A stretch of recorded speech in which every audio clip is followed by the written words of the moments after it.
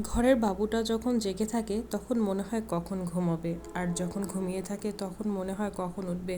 এই তো মেয়ে ঘুমাচ্ছে, আমি এই ফাঁকে সব টুকটাক কাজ সেরে নিয়েছি। আসসালামু আলাইকুম। একটা দিন শেয়ার করছি আপনাদের সাথে। মেয়ে খাবে তাই টমেটো আলু দিয়ে শিং মাছ করেছি। মেয়ের বাবার জন্য করেছি বেগুন দিয়ে শিং মাছ। শিং মাছ তারও পছন্দ এবং আমাদের সবার পছন্দ, যেহেতু কাটা কম থাকে বাচ্চাদের খাওয়াতে অনেক বেশি সুবিধা হয়।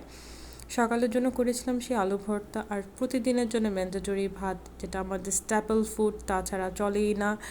আজকে গরম একদমই নাই বললেই চলে, অনেক বাতাস। আমি বারান্দায় গিয়েছি, সবুজের দিকে চোখ বুলালেও ভালো লাগে। এই বারান্দাটা আমার অনেক পছন্দ এবং অনেক প্রিয়। এক পলকে সব দেখা যায়, আকাশ এবং প্রকৃতি।